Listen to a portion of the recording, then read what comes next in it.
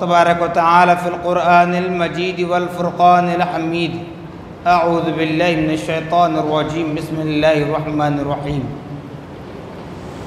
انا فتحنا لک فتحا مبینا وقال اللہ تبارک و تعالی فی مکان آخر وَأَمَّا بِنِعْمَةِ رَبِّكَ فَحَدِّثْ صدق اللہ العظیم وصدق رسولہ النبی الامین الکریم وَنَحْنُ عَلَى ذَلِكَ لَمِنَ الشَّاهِدِينَ وَالشَّاكِرِينَ وَالذَّاكِرِينَ وَالصَّابِرِينَ وَالْحَمْدُ لِلَّهِ رَبِّ الْعَالَمِينَ قال الله تبارك وتعالى في شأن حبيبه المصطفى ورسوله المجتبى صلى الله تعالى عليه وسلم إن الله وملائكته يصلون على النبي يا أيها الذين آمنوا صلوا عليه وسلموا تسليما اللهم صل على سيدنا شفيعنا مولانا محمد كما تحب وترضى بأن تصلي عليه صلى الله تعالى عليه وسلم نبی اور آل نبی پر پھر ایک مرتبہ آواز بلند درود پاک پڑھیں اللہم صل علی سیدنا شفیعنا مولانا محمد معد الجود والکرم منبع العلم والحلم والحکم وآلہ واصحابہ وبارک وسلم صلاة و سلاما علیکہ یا رسول اللہ صلی اللہ تعالی علیکہ وعلا آلکہ واصحابکہ وازواجکہ وذریاتکہ وآل بیتکہ اجمعین سبحان ربک رب العزت عما یصفون وسلام علی المرسلین والحمد للہ رب العالمین الحمدللہ اللہ رب العالمین کا بڑا ہی شکر احسان عظیم ہے کہ اللہ سبحانہ و تعالیٰ نے ہم اور آپ کو اپنی تمام پیدا کردہ مخلوقات میں انسان بنا کر پیدا فرمایا اشرف المخلوقات کے درجے سے سرفراز فرمایا نبی مکرم رسول محتشم صاحب لولاک باعث تخلیق کائنات فخر موجودات حضور تاجدار مدینہ حضرت محمد مصطفیٰ احمد مجتبی صلی اللہ تعالی علیہ وسلم کی امت بابرکت میں پیدا ہونے کا اعزاز بخشا الحمدللہ معزز سامعین محترم آج رمضان المبارک کی 20 تاریخ ہے آج کا سورج غروب ہونے کے بعد رمضان المبارک کی 21ویں شب لگتی ہے اور ممکنہ شب قدر کے اعتبار سے تلاش شب قدر کے اعتبار سے پہلی طاق رات ہے اور آج کی وہ تاریخ ہے جہاں نبی مکرم محمد الرسول اللہ صلی اللہ تعالی علیہ وسلم کو اہل مکہ نے مکے میں رہنے نہ دیا تو بحکم خداوندی پیارے آقا صلی اللہ تعالی علیہ وسلم مکہ مکرمہ سے ہجرت کر کے مدینہ منورہ پہنچے اس سے پہلے کہ ایک بات یہ بتلا دوں جیسے میں ہمیشہ کہتا ہوں کہ جو اللہ اور اس کے رسول کا ہو جاتا ہے اللہ اس کا رسول اس کا حامی و مددگار ہوتا ہے ایسے ہی اہل مکہ نے کافی عرصے تک پیارے آقا محمد الرسول اللہ صلی اللہ علیہ وسلم کو پریشان کرتے رہے ستاتے رہے جبکہ اہل مکہ کے پاس کوئی حفاظتی کاؤنٹر نہیں تھا آج کے دور میں جو بینک وغیرہ ہے نا اس وقت میں کوئی حفاظت کی جگہ نہیں تھی تو اپنی امانتیں اپنا اماؤنٹ اپنا روپیہ اپنا زیور اپنا پیسہ پیارے آقا محمد الرسول اللہ صلی اللہ تعالی علیہ وسلم کے پاس لا کر بطور امانت رکھا کرتے تھے اور آپ کو صادق و امین کہہ کر پکارا کرتے تھے لیکن جب پیارے آقا صلی اللہ تعالی علیہ وسلم نے فرمایا قولوا لا الہ الا اللہ کہ لوگوں کہو اللہ ایک ہے، تب ان کو غصہ آیا۔ غصہ کس چیز سے؟ کیونکہ وہ اپنے ہاتھوں سے بنا کر لگائی ہوئی چیزوں کی پرستش کرتے تھے، اور حضور صلی اللہ تعالیٰ علیہ وسلم ہے کہ جس نے ہم کو پیدا کیا اس کی عبادت طرف راغب کیا کرتے تھے۔ تو سب دشمن ہو گئے، سب دشمن ہو گئے، آپ کو ستانے لگے۔ تو ان سرداران قریش کے، اہل مکہ کے جو سردار تھے اس وقت کے قبیلے والے، ان میں کچھ عقل مند بھی تھے۔ تو انہوں نے یہ فیصلہ کیا کہ ہر قبیلے کے بڑے کا نام خانہ کعبہ میں لکھ کر فریم بنا کر لگایا گیا ہے، اس کو نکال دے پہلے، ورنہ ایسا نہ ہو کہ تم محمد ابن عبداللہ کو نکال دو، وہ فریم باقی رہ جائے، کوئی آ کر دیکھے تو محمد ابن عبداللہ کا نام سر فہرست نظر آئے گا۔ مگر عقل مندی کہاں تک کام کرتی ہے؟ خدا کی قدرت کے سامنے نہ کسی کی عقل، نہ کسی کی حکومت، نہ کسی کی بادشاہت نہ چلی ہے، نہ چلے گی، نہ چلی تھی۔ جب خانہ کعبہ میں سے اس فریم کو نکال کر باہر لایا گیا تو دیکھا گیا کہ جتنے نام لکھے ہوئے تھے سارے پیپر کو دیمک کھا گئی، پر ایک نام موجود تھا، محمد رسول اللہ صلی اللہ علیہ وسلم کا۔ وہاں قبیلے والوں نے سوچا، سرداران قریش، کہ اب کیسے نکال لیں گے؟ سب کے نام کھا گئی دیمک، بچا ایک ہی نام پیارے آقا محمد رسول اللہ کا۔ تو مطلب یہی ہے، اللہ جس کو بچانا چاہے دنیا ساری اس کے پیچھے پڑ جائے، کچھ کر نہیں پائے گی۔ اللہ کا حکم تھا، بالآخر وہ ستاتے رہے ہمیشہ۔ تو پیارے آقا صلی اللہ تعالیٰ علیہ وسلم نے مکہ مکرمہ سے مدینہ منورہ کی جانب ہجرت فرما لی۔ ہجرت کے دوسرے سال پیارے آقا صلی اللہ تعالیٰ علیہ وسلم اپنے صحابہ کے ساتھ مدینہ منورہ سے مکے کی جانب آ رہے تھے تاکہ صلح کر لی جائے، کیونکہ مکہ مکرمہ میں خدا تعالیٰ کا گھر خانہ کعبہ ہے، اس کی حفاظت یہ ہماری ذمہ داری ہے۔ اس خیال سے بات کرنے کے ارادے سے، صلح کرنے کے ارادے سے چلے تو جہاں جنگ بدر ہوئی، جو میدان بدر ہے، وہ بدر کا مقام مکہ مکرمہ سے 200 کلومیٹر سے کچھ زائد جگہ پر ہے، مدینہ منورہ سے بھی 200 سے زائد کلومیٹر، یعنی کہ مکے سے مدینہ منورہ کا فاصلہ تقریباً 450 کلومیٹر کا فاصلہ ہے۔ تو اس کے درمیان میں بدر کا مقام ہے، بدر کا میدان ہے۔ تو جب نبی پاک صلی اللہ تعالیٰ علیہ وسلم صلح کرنے کے لیے آ رہے تھے تو وہاں ایک خندق کھودا گیا، گڑھا کیا گیا، تاکہ نبی اور ان کے صحابہ اس کے اس پار جا ہی نہ سکے۔ جیسے قریب آ گئے، سرداران قریش کو اطلاع ملی تو وہ بھی مکے سے ہزاروں کی تعداد میں آئے، ساز و سامان کے ساتھ آئے۔ ادھر نبی پاک صلی اللہ تعالیٰ علیہ وسلم کے ساتھ صرف 313 صحابہ ہیں، 313، صرف 313 صحابہ۔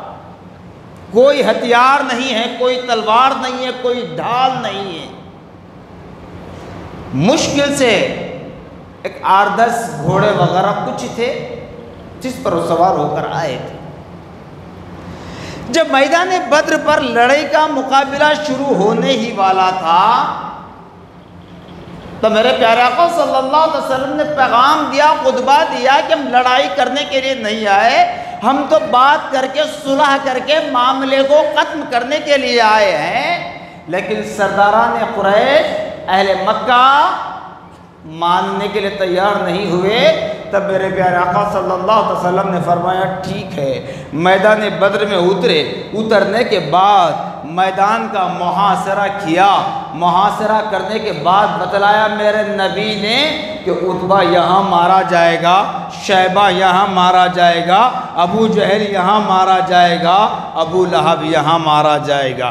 بڑے بڑے سرداران قریش کے نام، قبیلوں کے سردار کے نام لے کر جگہ بتا دی، اور بتایا جاتا ہے بفضل خداوندی جب 17 رمضان کو لڑائی ہوئی، میدان بدر واقع ہوا، فرشتوں کے ذریعے جو غیبی مدد اللہ نے فرمائی، نبی پاک صلی اللہ تعالی علیہ وسلم اور آپ کے اصحاب کو کامیابی و کامرانی حاصل ہوئی۔ اور مورخین لکھتے ہیں جہاں نبی نے ابو جہل کی جگہ بتا دی تھی، اسی جگہ پر ابو جہل مارا گیا، جہاں ابو لہب کی جگہ بتائی تھی اسی جگہ ابو لہب مارا گیا، عتبہ اور شیبہ کے لیے جو جگہ بتائی گئی تھی اسی مقام پر عتبہ اور شیبہ مارے گئے۔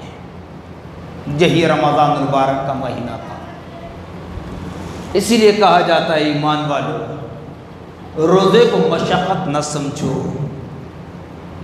اگر روزہ تمہارے اندر اخلاص کے ساتھ روزہ ہو تو خدا تمہارا حامی و مددگار ہے۔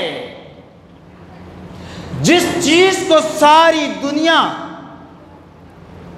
اٹھا نہیں سکتی اس کی مدد کرنے والے کا نام خدا ہے۔ یہی رمضان ہے، یہی 20 تاریخ ہے،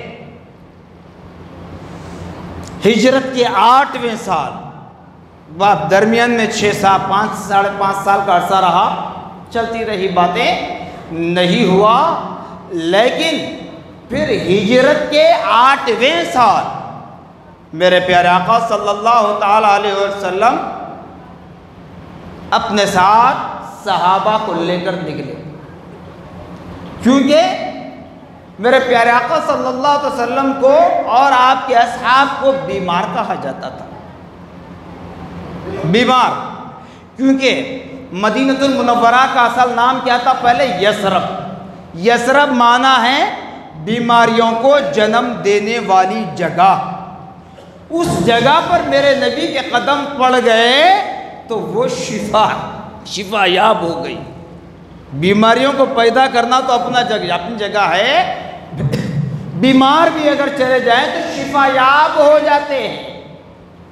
تو بیمار کہہ کر یہ سوچ کر تھے، تب میرے نبی نے فرمایا کہ چلو اب مکہ حاصل کرنا ہی ہے۔ فتح مکہ کے لیے نکلے۔ فتح مکہ کامیابی کا دن جب پہنچے، وہاں پر بھی لڑائی جھگڑے کی بات کرنے کا بہت موقع تھے، لیکن پیارے آقا صلی اللہ علیہ وسلم نے فرمایا کہ آج ہمیں مکہ حاصل کرنا ہے۔ اب مکہ حاصل کرنا ہے، پوری طاقت کے ساتھ ہے، اور خدائے رب العالمین نبی کے ساتھ ہے۔ اب نبی کیا کام تھا؟ اعلان جنگ کرنا تھا نا، پر اعلان جنگ نہیں فرمایا، اعلان معافی فرمایا کہ آج کے دن ہر دشمن کو معاف کر دیا جائے گا۔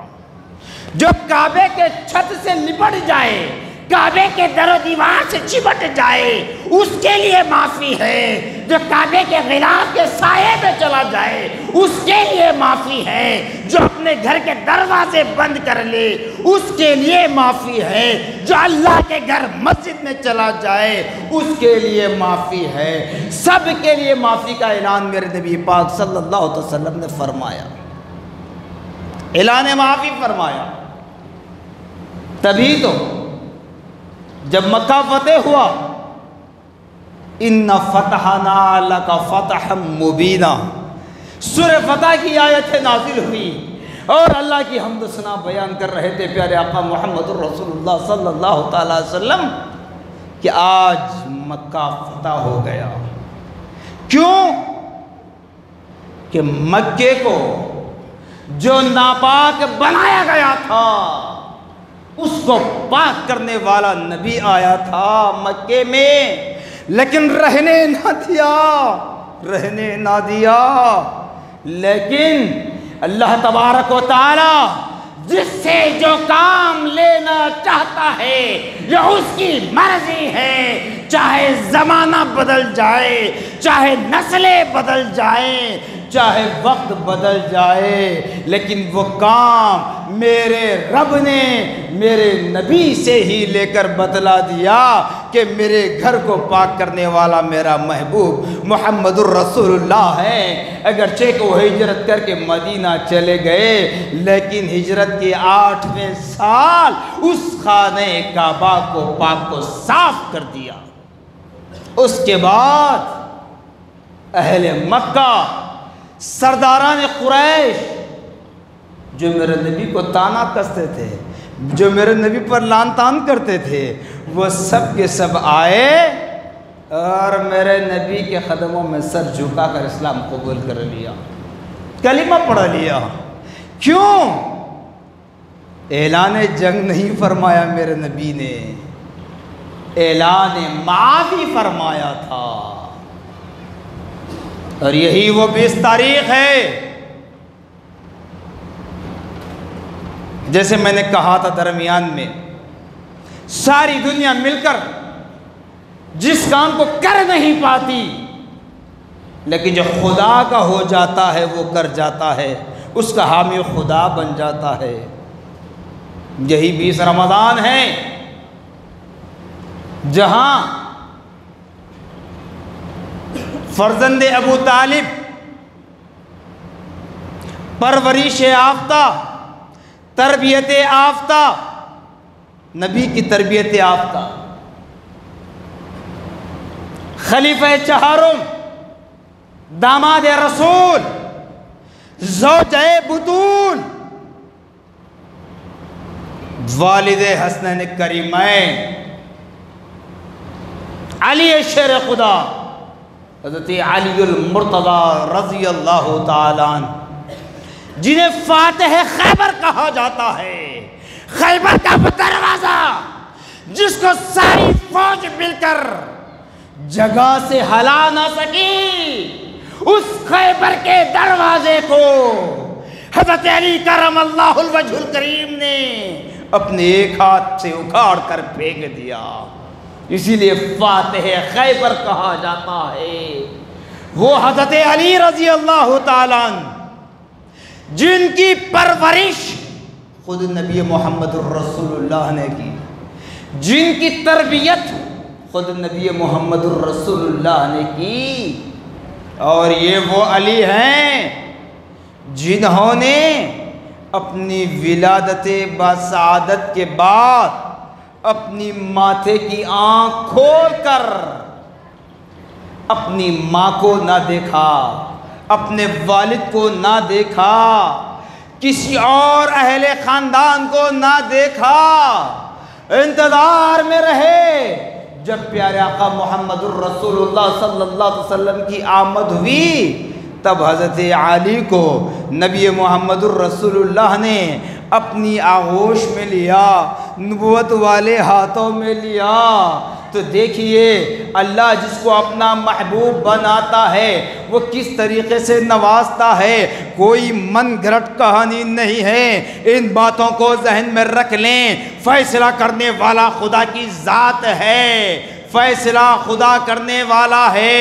میدان محشر میں پتہ چلے گا. حضرت علی کرم اللہ الوجہ الکریم رضی اللہ تعالیٰ عنہ ابھی شیرخوار ہیں، دودھ پیتے لڑکے ہیں، ابھی پیدا ہوئے ہیں، لیکن نبی محمد الرسول اللہ صلی اللہ تعالیٰ علیہ وسلم نے اپنی نبوت والی آغوش میں لیا.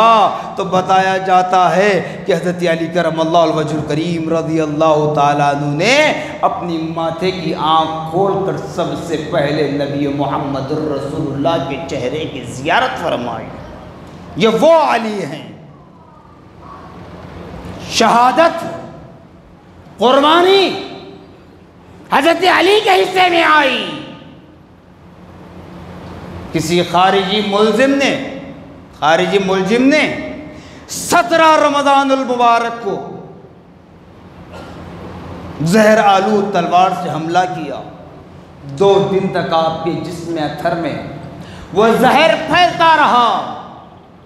بالآخر 20 رمضان المبارک، یہاں تھوڑا سا اختلاف ہے، بعض روایتوں میں ہے کہ 20 رمضان کا دن تھا، بعض روایتوں میں ہے کہ 20 رمضان کا سورج غروب ہو چکا تھا، 21 رمضان لگ چکی تھی۔ بہرحال زہر 2-3 دن تک آپ کے جسم اطہر پھیلتا رہا، اس کے بعد یہ چراغ ہاشمی اس دنیا سے رخصت ہو گیا۔ تو اس لیے معزز سامعین محترم، یہ رمضان مبارک اپنے ساتھ یہ ساری رحمتیں برکتیں لیے آتا ہے، اور یہ فقیر آپ سے روزے کے متعلق اتنا تلخ انداز میں اس لیے کہتا ہے کہ بتاؤ، جنگ بدر کے موقع پر میدان بدر میں لڑائی ہو رہی ہے، کیا نبی کے صحابہ روزے سے نہیں تھے؟ روزے سے تھے نا؟ تو بتائیے، جب روزے میں رہ کر تم بدر کے میدان میں اترتے ہو، اللہ تمہاری غیبی مدد کرتا ہے تو انہی کے نام لیوا ہو، تو آج بھی روزے کی حالت میں رہو تو اللہ تعالیٰ ہمارے اندر کیسی وہ روحانی طاقت عطا فرماتا ہے۔ یہی وہ رمضان المبارک کا مہینہ ہے جہاں حضرت علی کرم اللہ وجہ الکریم رضی اللہ تعالیٰ عنہ نے جام شہادت نوش فرمایا۔ اور آخری بات سن لیں، جو حضرات اعتکاف بیٹھنا چاہتے ہیں، سنت اعتکاف جسے کہا جائے، وہ آج ہی کا دن ہے۔ آج کا سورج غروب ہونے سے پہلے مسجد میں داخل ہو جائے، اعتکاف کی نیت کر لیں۔ اگر آج کا سورج غروب ہونے کے بعد اعتکاف کی نیت کر کے مسجد میں آئیں گے تو سنت اعتکاف کا ثواب نہیں ملے گا، نفل اعتکاف کا ثواب ملے گا۔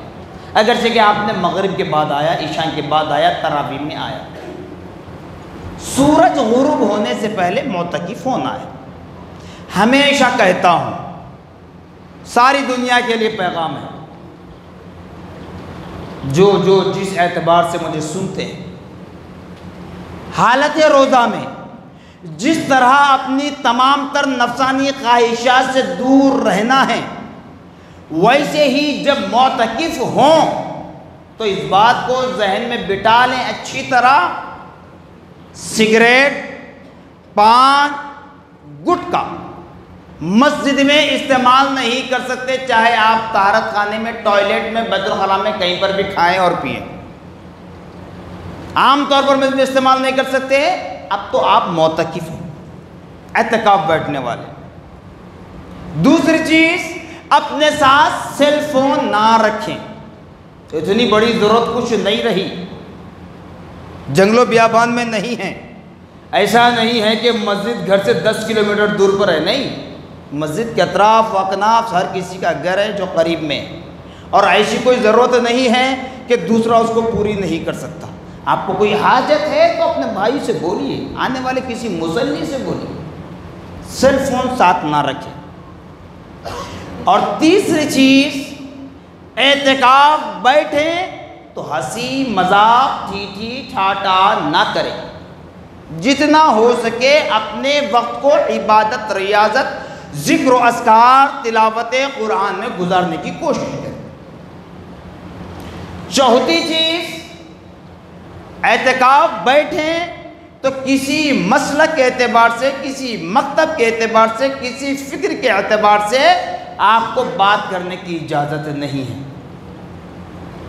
پھر اس کے بعد جیسے آپ اعتکاف بیٹھیں اس کونے میں، تو یہ جالیوں کے اندر آپ ٹہل سکتے ہیں، صحن میں جا کر آپ ٹہل نہیں سکتے، صحن میں جا کر ٹہل نہیں سکتے، اگرچہ کہ مسجد کا حصہ ہے، آپ کو وضو کے لیے وضو خانہ جانا ہے، طہارت کی حاجت ہو تو ٹوائلٹ جانا ہے، بس حمام بھی یہیں پر ہے، آپ کو غسل کر سکتے ہیں، باہر زیادہ دیر آپ کو ٹھہرنا بھی نہیں ہے۔ یہ اعتکاف کی شرطیں ہیں، ورنہ پھر اعتکاف بیٹھنا نہ بیٹھنا دونوں برابر ہے، ٹائم پاس ہو جائے گا۔ اور اعتکاف بیٹھے الحمدللہ، بڑی ذمہ داری کے ساتھ کہوں گا کہ رمضان کا مہینہ آتا ہے تو غریب سے غریب بھی اچھے سے اچھا کھاتا ہے اور پیتا ہے۔ جب آپ اعتکاف بیٹھے، آپ کے گھر سے ہر اچھی چیز آتی ہے، آپ کھانے کے خواہشات نہ کریں۔ یہ ساری باتوں کے بعد اعتکاف کا مقصد کیا ہے معلوم؟ آج ہوتا یہ ہے، کوئی تنظیم والا کہتا ہے، کوئی مسجد والا کہتا ہے کہ ہمارے پاس اعتکاف بیٹھے، ہم سحری کا افطار کا انتظام کر رہے ہیں۔ کیا لالچ دے کر اعتکاف بٹھائیں گے؟ اعتکاف کو سمجھیں۔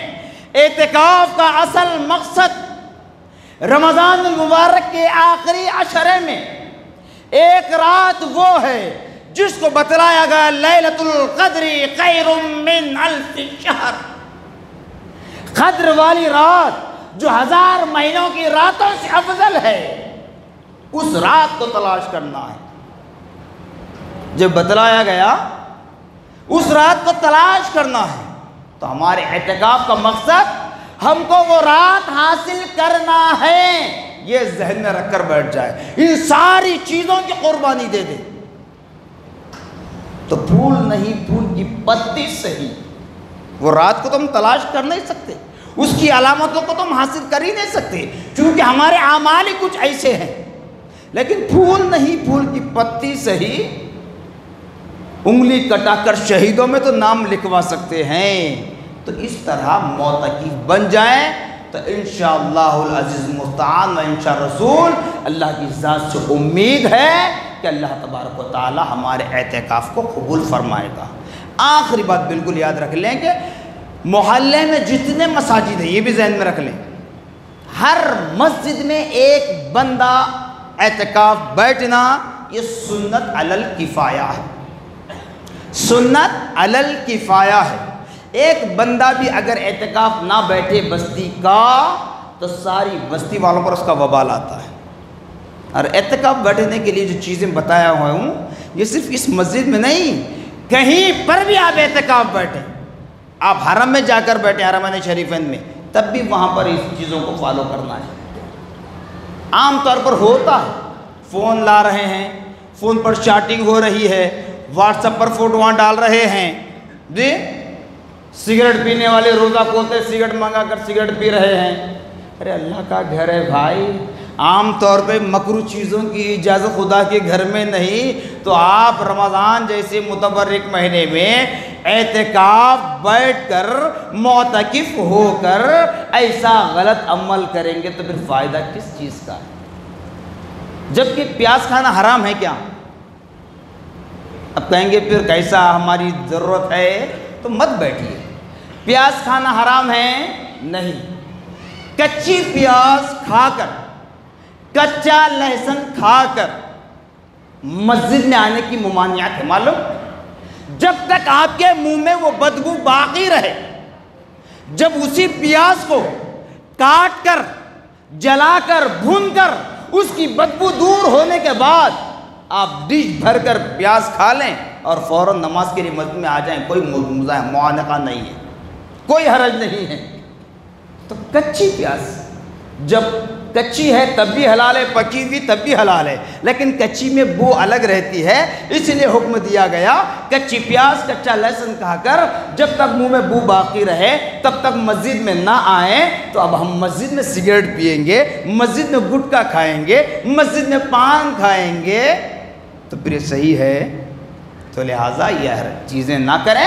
اگر یہ برداشت نہیں ہو سکتا، روزہ کھولتے آپ کو سگریٹ ہونا، گٹکا ہونا، پان ہونا، سحری کا کھانا کھاتے سگریٹ ہونا، گٹکا ہونا، پان ہونا، تو لہٰذا بہتر ہے کہ آپ اعتکاف نہ بیٹھیں، دن بھر بیٹھ کر عبادت کر لیں، رات کو باہر چلے جائیں تاکہ آپ کے شوق پورے ہو جائے۔ جزاکم اللہ خیرا جزا، وآخر دعوانا الحمدللہ رب العالمین۔